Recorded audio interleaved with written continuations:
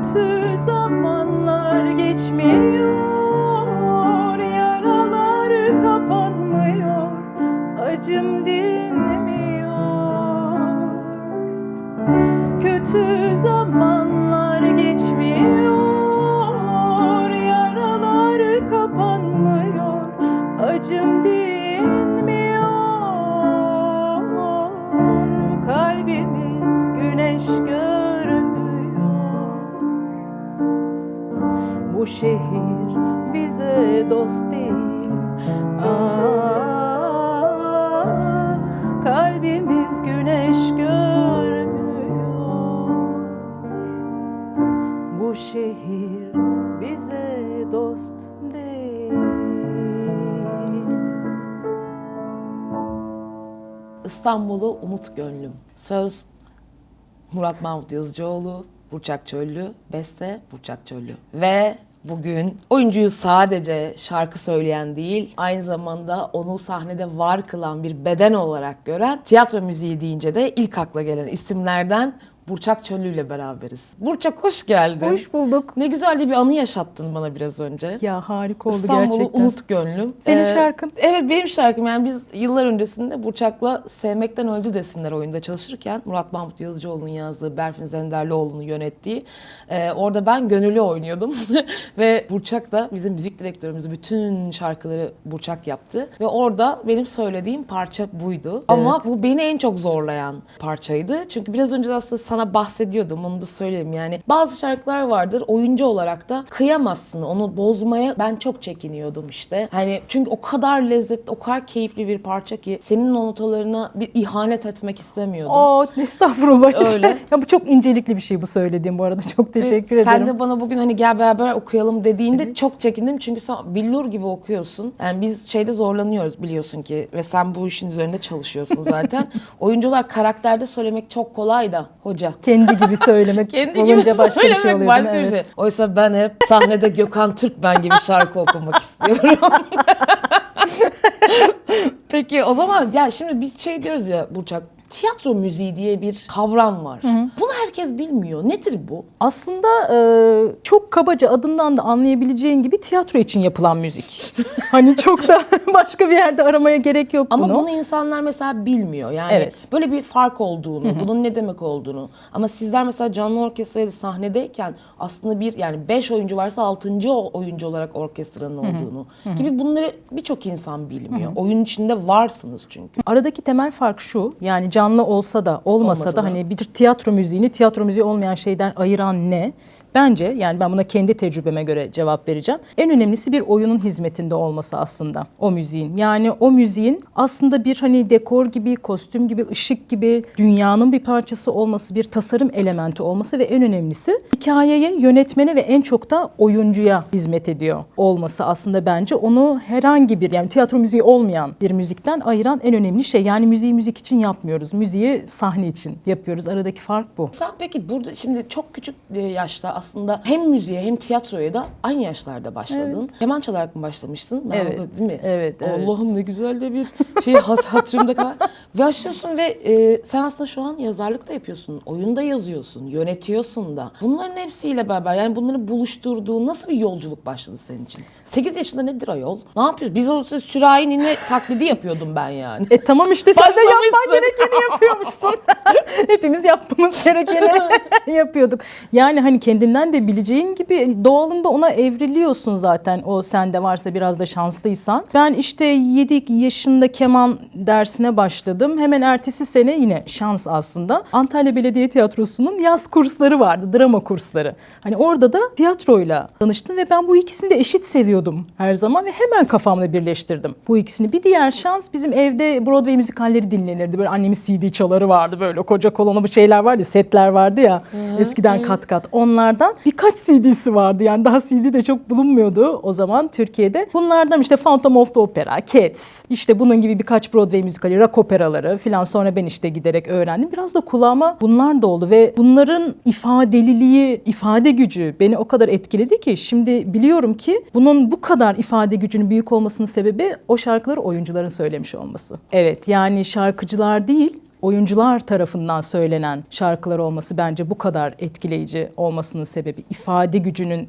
büyüklüğünün sebebi. İşte öyle her şey kafamda, ben bunu yapmak istiyorum diye, ben bu duyduğum şeyi üretebilmek istiyorum, yaratmak istiyorum diye işler bu noktaya geldi. Ben yine işte ortaokul yıllarında aslında ilk yazdığım oyunu yönettim. Almanca bir oyunda, hatta Almanca drama kulübündeydim o zaman. Sonra ben dedim bu işi okuyacağım, yani hani tiyatro okuyacağım ama oyuncu olmayacağım, ama tiyatro okuyacağım. Akıllı kadınsın çünkü. Yani ama bunun nasıl olabileceğini bilmiyorum. Yani hani tiyatrocu olmak için oyunculuk okumaktan başka yolun yok ya aslında. İşte bir iki nadir yönetmenlik bölümümüz var.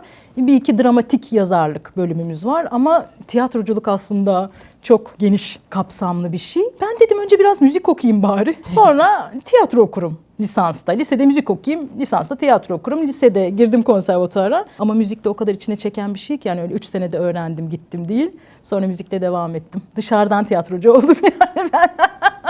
Ha, senin bu bir de şeyin vardı. Ay, Sevil Analım. Analım. Sevil Akı. Evet. Ve sende dövmesi var. Ay değil evet, mi? evet. Şimdi gösteremem. Abi gösterme tabii ama yani abi çok enteresan Var. bir şey mi? Yani sen de Sevil Akı'nın dövmesi var. Sen yıllar sonra bir yazdığın oyunda Evet. Sevil Akı oynadı. Evet, hatta onun için yazdım. Sevil için yazdım. Yani Sevil Akın'ın dövmesi de sayılır ama aslında Mehmene Banu'nun evet. dövmesi. Yani aslında karakterin Evet. dövmesi. Ben o oyunu izlediğimde, Sevil Akın'ın Mehmene Banu'yu oynadığı Ferhat ile Şirin'i izlediğimde kompozisyon bölümündeydim. Üniversitede 2. senem filandı muhtemelen ve bir yaratım krizindeyim. Allah'ım hiçbir şey üretemiyorum, yazamıyorum ya. Yani böyle sıkışmış bir dönemdeyim. Ben bu oyunu bir izle, bir açıl. Yani izledim zaten 2 gün ağladım aralıksız. Ama ona ihtiyacım varmış yani, o kanallar, bir sinüsler bir boşaldı. Sonra bir anda üretme şevkim geri geldi. Yani aslında biraz da o yeniden doğuşun sembolü olarak da tutuyorum Mehmene Banu'yu. Ayrıca sonra da Mehmene Banu üzerine kendim bir oyun yazdım ve Devlet Tiyatrosu'nda oynayan ilk oyunum o aslında, Ay Ecesi. Ay Ecesi, evet. Doğru, aslında doğru. ilk oyunu. Abi, peki bir oyunun müziğini bestelerken mesela sen böyle oyuncuyu, ritmi, karakteri nasıl duyuyorsun? Yani metin elinde ve süreç nasıl ilerliyor? Şöyle, benim şöyle bir avantajım var galiba. Aynı zamanda yönetmenlik yapıyor olma avantajım var. Kompozisyonu bitirdikten sonra üstüne bir 2 sene reji okudum. Aha. Ve hani aslında reji okuyarak değil, yaparak öğrenilen bir şey. Hani onun da avantajı olduğunu düşünüyorum. Okuduğum zaman bir şey beliriyor bende. O biraz yönetmen kafası aslında bence. Ha, bu böyle bir karakter, bunun ritmi böyle olmalı. Burada böyle bir sahne var, arkasından böyle bir şey geliyor filanları. Biraz bence rejisel bir kafayla bağlıyorum ama tabii ki yönetmenle konuşuyorum. Ya her yönetmen de sana doğru done vermiyor aslında. Bazı yönetmen kafasında hiçbir şey olmuyor. Bazısının kafasında çok fazla şey oluyor. Bazısı tam kararında seni yönlendirmeyi biliyor. Eğer yönetmen seni hiç yönlendirmeyi bilmiyorsa içindeki yönetmene Yönetmen çıkıyor. başvurarak kendi önerilerini götürmeye başlıyorsun yönetmene. Şu an peki mesela kendi yazdığın oyunu kendin yönetiyorsun, müzikleri kendin yapıyorsun. Bu nasıl bir yani bu senin için artık bitti. Nirvana mıyız bu hocam? Bunun ötesi yok mu? Film mi çekiyorsun? Şunu yapamıyorum. Görsel bende hiç yok, biliyor musun? Yani dekor tasarlayayım, kostüm düşüneyim, ışık Neyse ki düşüneyim. Candan var. Allah'tan falan. canım. Evet. Yani neyse ki o işi de yapan başka değerli arkadaşlarım var. Görsel bende hiç yok. Benim en büyük eksiğim o. Şu an ne izliyoruz senden sahnede? Senin hangi işlerin var? Yani sen çok yoğundun. Bursa'da da bir iş vardı değil mi? Senin çok premier yaptı falan bir şeyin. Şehir dışında bir işin vardı. Ben en son sosyal medyada onları gördüm. O turneye gitmiştik. Ha, turneye gittiniz. Evet, arada başka bir premier vardı. Hepsi birbirine girdi.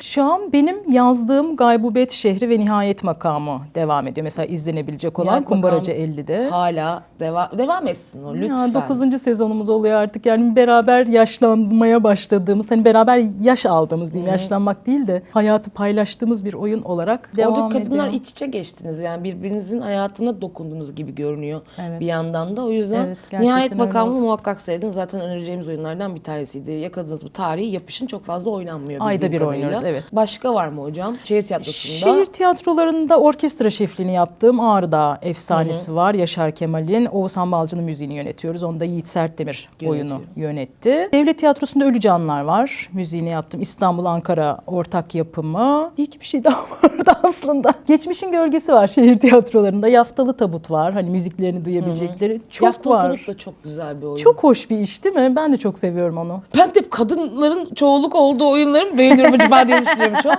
Arda Efsanesi'ni henüz seyredemedim maalesef ki ama seyredeceğim. Gel, bekleriz. Candan'a da Ayşe'ye soruyorum. Candan geleceğim, vallahi geleceğim falan. İyi tabii geleceğim falan diye böyle. Muhakkak geleceğim. Ne zaman istersen. Ben senin aynı zamanda atölye yaptığını biliyorum. Ve o atölyelerinde aslında oyuncuların böyle kişisel müzikal keşfi diyoruz. Hani onu senin Evet. yani sen öyle diyorsun Evet, aslında ben bir öyle nevi. Ve bunu çok önemsiyorsun.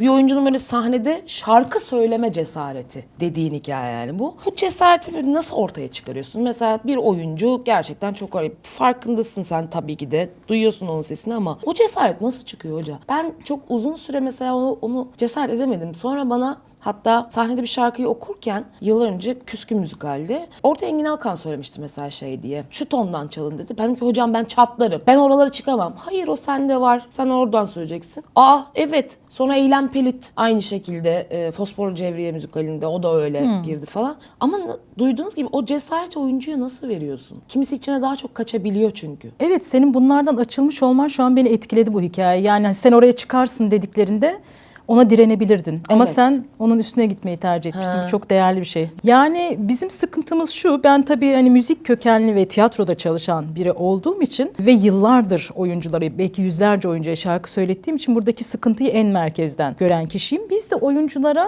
gerektiği gibi bir müzik eğitimi verilmiyor oyunculuk okullarında. Bilmiyorum hani sen de Evet, oyunculuk evet, okumuş evet. biri olarak. Doğru. Sen de söyle. Yani oyuncu gibi şarkı söylemek öğretilmiyor. Ya işte opera bölümünden biri Aynen, getiriliyor, opera bir şey bölümünden oluyor ve genelde. oyuncunun çok işine yaramayacak şeyler ve tabii bir de kalabalık sınıflar ve kısıtlı zaman olduğu için de aslında birebir ilgilenilmesi gereken bir dal ilgilenilemiyor. Ve hani müzik konusunda özgüvensiz oyuncular profesyonel hayata salınıyor ve sonra karşılarına işte bir solo söylemeleri gereken bir oyun geliyor. Şimdi bunu nasıl çözeceğiz? Her şeyden önce bunu biraz bilgiyle çözebiliriz. Yani korkunun panzehiri aslında bilgi. Her şeyde olduğu gibi müzikte de öyle. Yani sen kendi şarkı söyleme sürecinin nasıl bir şey olduğu ile ilgili biraz bilgin olursa hani işte buradan diyaframdan itiyorum, nefes çıkıyor, burada ses telim titreşiyor, damağımın şurasına çarptırıyorum da şu ses çıkıyor gibi sürece biraz hakim olabilirse oyuncu, birincisi bu biraz rahatlatıcı bir şey. Çünkü oyuncunun sıkıntısı şu, yani bir karakter yaratmak ve onu nasıl sahnede taşıyacağınla ilgili çok bilgi sahibisin. Hani ne yapacağını biliyorsun bir karakteri sahneye taşımakla ilgili ama bir şarkıyı taşımakla ilgili ne yapman gerektiğini kimse anlatmamış ki. Bunun biraz anlatılması gerekiyor her şeyden önce. Bir süreç kazandırılması gerekiyor oyuncuya. Tekrar edebileceği sistematik bir süreç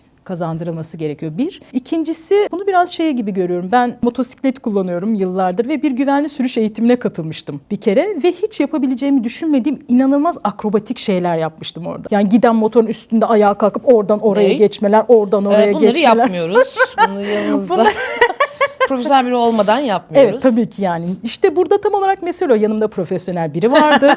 Bana bak bunu yapabilirsin. Bu şekilde yaparsan yaparsın diyen ve ben güvenli bir alandaydım. Ona göre bir pistteydim yani. İşte bütün korumalarım üstümdeydi. Bence biraz atölyede sağladığım şey bu. Yani kendini keşfetmesi için evet güvenli alanı ona sunuyorum ve ben orada güvenilir profesyonel eşlikçisi olarak onun bulunuyorum. Aslında temelde bu ikisi. Üçüncüsü ve yine önemli bir şey de ses bizim kendi varlığımızla kurduğumuz ilişkiyle çok bağlantılı aslında. Yani kendi sesimizi çıkarma biçimimiz, kendimizi dünyada ne kadar var etmeyi hak ettiğimizi düşündüğümüz ya da nasıl maskeleyerek var edebileceğimizi zannettiğimizle çok ilişkili. Biraz bunları da keşfettirmeye çalışıyorum.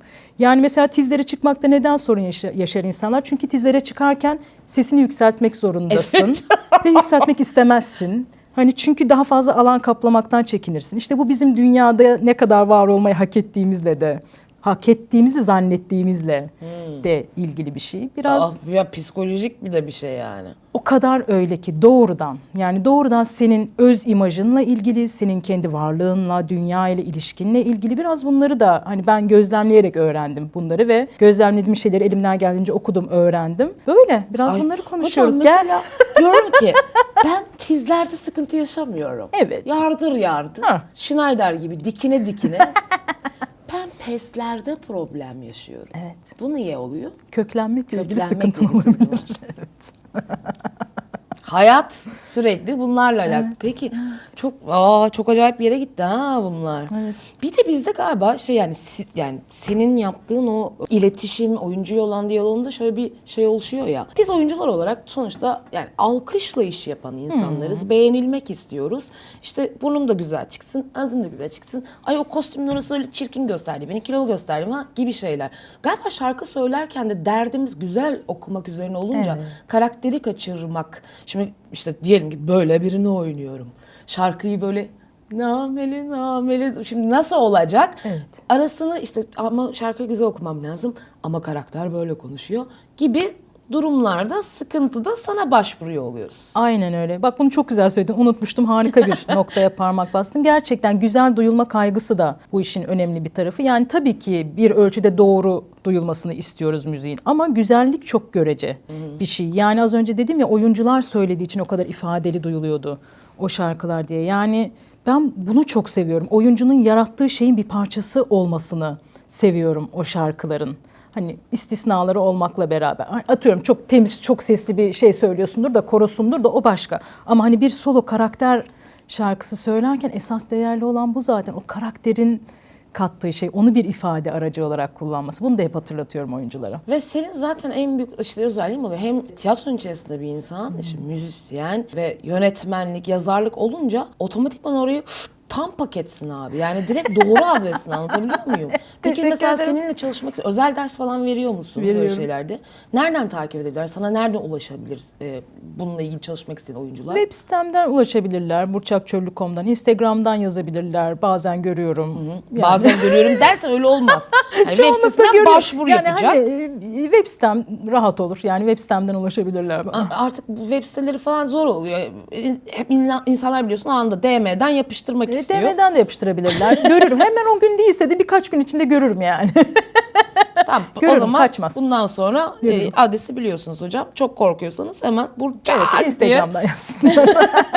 Biz birazdan sesle açarız değil mi hocam? Açarız, tabii hani ki bir açarız. şeye En gireriz sevdiğim diyorum. Peki yazıyorsun, yönetiyorsun, müziklerini yapıyorsun dedik ki oyunlarımız var böyle. Seni en çok hangisi heyecanlandırıyor şu ara Burçak? Yazmak. Yazmak. Evet. Var mı yeni yolda gelen? Var. Çok var. Ben bu ara hayatımın yazarlık evresine girdiğim gibi oldu. Yani hep yazıyordum zaten ama besteciliğim daha ön plandaydı, tiyatro besteciliğim. Şimdi biraz yazarlık da ona yetişmeye başladı gibi oldu. Hani başkaları benden oyun istemeye başladı. Hani böyle tatlı bir evreye girdim ve beni en çok bu heyecanlandırıyor şu anda, yazmak. Ve yolda mı yazıyorsun? Sen böyle yol seviyorsun ya, gidiyorsun karavanla falan. Şöyle yolda... Yoksa yazarlık mı seni karavanla yola çıkmaya itti?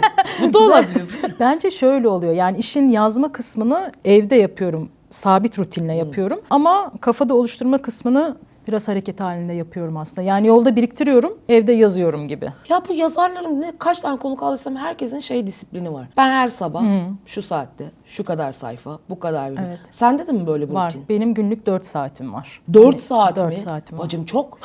Şöyle Maşallah yani. 2 ile başladım. Yavaş yavaş 4'e çıkardım. Yani şunu yapıyorum şu an ama bu her gün %100 tutan bir şey değil ama hani %80 tutan bir şey diyeyim. Günde tartışmasız 4 saat iş, hani kapanıp yaptığın iş, 1 saat spor. Günde tartışmasız 5 saat. Yani Kendine onu da ayırdığın vakit. Evet. Onu da şöyle yapabiliyorum. En önemli işi ilk yapıp bitirmek her zaman en iyisi. Uyanır uyanmaz oturuyorum başına. İşte çok acıktığım için bir smoothie yapıyorum, bir şey yapıyorum. Hani onu içiyorum idaresinde. O 4 saati bitirdikten sonra mesela kahvaltı ve diğer şeylere giriyorum. Öyle işliyor. Başka türlü işliyor. Kısa zamanda hemen başlayacak olan bir metin Var. Var. Birkaç tane var. söylemiyoruz diyorsun. Daha bahsedebileceğim noktada Tamam. değil. Ben zorluyorum. İkinciyi soruyorum. Var. ama ben yani böyle proje hani gidiyoruz ya böyle. Sen bir kumpanyayla da aslında yani aynı insanlarla dönüp tekrar iş yapmayı seven kişilerdensin değil mi? Yanlış bir şey söylemiyorum Yok, doğru burada. bir şey söylüyorsun. Yani kumpanya mantığını ben de çok severim çünkü birbirini tanıdığın insanlarla. Onlara özel yazımlar başlıyor mu Burçak? Yani bunu işte Ayşegül'e düşünerek yaz ama başkası oynayabilir ama sen onu düşünmüşsün. Bunu Gülhan'a gibi düşünmüşsün gibi. O süreçte mi hızlandırabiliyor mu seni yazarlıkta? Evet, yani bu bir kumpanya içinde olayım olmayayım, ben her zaman oyuncuya yazarım. Yani hani onunla bir ilişkim olsun olmasın oyuncu beni şu hayatta en çok etkileyen şey. Ya. Bunlar gerçekten yani beni en çok harekete geçiren şey her anlamda oyuncular. Yazarlığımı da öyle. Mesela işte Çember'i Sevil Akı'ya yazdığım gibi ya da işte Nihayet Makamlı Sabriyesini Ayşegül'e yazdığım gibi oynayacak olsun olmasın onu hayal etmek bana iyi geliyor. Yani oyuncular genelde kendilerinin etki alanını ve güzelliklerini benim farkında olduğum kadar farkında değiller. Bu da beni iyi bir müzik koçu yapıyor. Hayranlıkla izliyorum. Hayır, ben hayranlıkla izliyorum. Yani müthiş bir şey. O yüzden oyuncularla çevrili bir iş yapmak ama oyuncu olmamak çok güzel bir şey. Oyuncu olmamak gerçekten çok güzel Çok bir şey. ama Ben de kafam rahat. Hayır, bir de oradan o çok rahat ya. Yaparsınız ya diye bir de Yaparsın. hemen giriyor. Bu kadar hayal ettiğin yerden peki kendini böyle bir 5 yıl sonra nasıl bir projenin içerisinde yer almak istiyorsun? Nasıl bir şeyin içerisinde hayal ediyorsun? 5 yıl içerisinde, 5 yıl sonrasında yani ben aslında kendimi Zaman artık çok çabuk dönüşüyor çünkü. gerçekten öyle. 5 yıl öncesi 5 yıl öncesini dün gibi düşün, ya ona göre yani. düşün ha. Pandemide miydik, neydik? Ben Ben, zaten evet. ne ara geçti bu vakitler? Umarım ki bu 5 sene içinde ben biraz daha artık uluslararası işler yapmaya başlamış olmak istiyorum aslında. Yani hani dünya çok büyük ve biz o dünyaya açılmakta aslında Türkiye'li sanatçılar olarak zorlanıyoruz. Biraz ülke de bizi çok oyaladığı için sürekli yeni gündemlerle ya da hani elimizi kolumuzu da bağladığı için bir kendi ne denirdi o atların manej mi gezdiği bir yer vardır ya manej herhalde ya da padok muydu? Hiç Padok bilmediğim olabilir. bir alan. Var mı bileniniz? Manej. O yuvarlak Ha, olan. içinde Evet, gezip durdu. aynen. Ya biraz öyle gibiyiz. Belli bir alanın içinde geziyoruz. Ben artık onun dışında olmak istiyorum. Daha ki öyle bir çağdayız zaten artık. Hani bir fiil başka bir yerlerde, başka dillerde, başka kültürlerden gelen insanların vizyonlarını paylaşabildiğim şeyler yapıyor Peki olmak bizim istiyorum. hikayelerimiz yani bizim topraklarımızın, bizim coğrafyada çıkan hikayeler ve müzik mi buluşsun orayla istiyorsun? Tabii ki mecburen öyle. Ben zaten başka türlüsünü götüremem. Tanısınlar Benden çıkacak ya. olan odur yani. Bütün hikaye buralarda ya. Bayağı bizden de bizim sınırlardan da çıkınca da. Yani mesela İran müthiş bir filmlerde yine öyleler. Müzik öyle, edebiyat öyle. Akıyor abi. Bu topraklar akıyor. Bir nevi aslında şey diyorsun ya arkeoloji ya bu konulara gelince biraz saçma olacak ama arkeologlar falan diyor yani bunları çıkarttırmıyorlar. Çünkü tüm tarih değişecek hikayesi bilmiyorum. Niye Mezopotamya çok zengin olduğu için mi bu noktada hikayelerimizle bilemedim. Yani o kendilerini bulaştırmadılar. Biz mi bulaşamadık? Bu yola biz mi geçemedik? Ama İkisi de bence. Hem onlar bulaştırmadı. Onlar kim bilmiyorum ama dış mihraklar herhalde. onlar Onlar. Hem de biz Kuzey de diyelim. bulaşamadık. Yani kuzey batı. kime göre? Evet kime göre Kime yani. göre kuzey batı? Evet. Ben şimdi seninle bir hızlı tura geçeceğim. Hadi bakalım. Soru cevap. Demem Ben de mi? hızlı cevap vereceğim Evet, galiba. Sen hızlı evet. soracaksın ben hızlı cevap vereceğim. Evet. Ya veremezsem? Veremezsen dururuz ya. Tamam. Ay bunu uzun uzun anlatacağım dersin. Ne yapalım? Oyuncuların şarkı söylerken en çok hangi takıntısı seni güldürüyor? Hocam bugün hastayım demeleri. Hocam bugün biraz sesim kısık. Hocam bugün biraz hastayım. Yemezler yani. Bir yönetmen sana müzik yazdırmak için kapında beklese kim olsun isterdin? Oyuna müzik yaptırmak istiyor. Kapımda beklemesi Bekle. şart mı? Teklif etmesi. Ha işte bunu kapıda Kapımda beklemek bekleyecek, oluyor. kapıda beklesin. Kapında. Vallahi çalışmadığım biri olmasını istiyorsak Yerli yabancı olabilir. Yabancı da olabilir. Nasıl istersen. Özlem Mayer diyormuş. fena olmazdı. O Ben gelebilir. Hamlet'i yeniden yapacağım Burçak falan Evet diye. yaparım ona bir şeyler. Böyle bir şeyler yaparım muhtemelen. Yani kapımda yatarsa Yerli tabii yani. var mıydı aklında? Ben kesmiş oldum büyük ihtimalle. Sertdemir yani benim en iyi iş ortağım. Jacob Ömer, o senin Sertdemir. evinde zaten. O yüzden hani kapımda yatması şart mı Şarkı diye. Hani gel yapalım dese yapıyorum zaten. Bursa'daki işiniz de çok güzeldi bu arada. Nilüfer'de yaptığınız. Hayalin hayali değil mi? Ya çok iyiydi ya. Ya, teşekkür Onu ederim. ben burada yani yine ŞT'de falan çok görürüz diye düşünmüştüm orada bitince ama hani içinde kukla var, müzikler, o kostümler, o hikaye, bir göçmenlik, Mübadele mübadele hikayesi. O biraz benim için benim rutinimin dışında hızlı yazdığım bir işti ama yine de çok sevdiğim bir iş. Yani müziklerini de çok yani çok böyle ciğerimden bir parça gibi. Ben de şimdi hatta yeni onun metnine bir tekrar baktım. Bir şöyle bir toparlayayım diye. Hadi bakalım manifest. Manifest. 7-7-7. Biz haftalardır burada manifest diyorum. Hızlı tur deyip yine araya girdim yönetmenim. Özür dilerim. Devam ediyorum. Bir oyunda hiç beklenmeyen anda patlatmayı sevdiğin efekt. Hani var. Burada şunu giriyor. Asla patlatmam. Beklenmeyen bir anda asla bir şey patlatmam. Yani hani Bir tek provası varsa- yapılmamış bir şeyden bahsediyorsan bunu asla yapmam. Hayır. Metin arasında hiç beklemediğim bir anda şöyle bir şey yapmayı çok seviyorum ya dediğim bir şey. Bunu yazarlık olarak da ters köşe gibi düşünüyoruz. Yani şunu gerçekten seviyorum. Yani ağır dram bir şeyin içine güldüren bir şey koymayı illaki seviyorum yani. Matematiği diyorsun o işin. Sahnedeki en komik yanlış dediğin, hata dediğin an. Zengin mutfağı çalıyoruz. Şehir tiyatrolarında bir keman bir piyanoyuz. Kemanda Doğa Başak var arkadaşım. Ben piyanoyu çalıyorum ve bütün oyun boyunca sahnedeyiz. Oyun oynandı. İşte bitti, Lütfü Usta muhteşem tiradını atıyor. Murat Garibağoğlu oynuyor ve biz orada duruyoruz ve elim piyanonun demo tuşuna bastı ve bir şarkı çalmaya başladı. Diye. Ben yani piyanonun kapağını mı kapattım? Off tuşunun fişini mi çektim? Piyanoyu mu attım? Sahneyi mi yaktım artık? İnanılmaz bir andı. Yani bunu asla unutamıyoruz ve doğayla birbirimizi her gördüğümüzde Gülmeye başlıyorsun. bu aklımıza Oyuncular ne geliyor yaptı? yani. Şehir tiyatrosu. Hiçbir şey devam ettiler. Evet, şehir tiyatrosu ne yapsınlar yani, ben hemen kapattım. Hani 5 saniye bile sürmeyen bir şey bu anlattığım. 5 bile çok. Ama Orada bir bir ömür. saniye bile bir ömür ya. Antrak geldiğinde, yaşandı Trak yani. geldiğinde yaşıyoruz yani böyle seyircide hiçbir şey yok. Ben 5 gündür orada duruyormuş gibi hissediyorum. Böyle bir an yani. Ay zormuş. Korkunç. Bu orkestra şefliğinde başka var. Senin dışında birinin yaptığı böyle var mı bir hikaye? Ben şunu yapıyorum Ağrı Dağı Efsanesi'nde. Oyun bittikten sonra bir de selam müziği çalıyoruz. Ama ben oyun boyunca çalıyoruz bu arada. Pek boşluğumuz yok. Ben bütün oyun boyunca çok konsantre bir şekilde oyunu takip etmem gerektiği için genelde son şarkı bittikten sonra bagete atıp oturuyorum ve her seferinde selam müziği çalacağımızı unutuyorum. Böyle bekliyorlar. Müzisyen arkadaşlar neyi bekliyorsunuz? Ha diye. Her 3-4. seferinde. Yani sık sık yaşanıyor.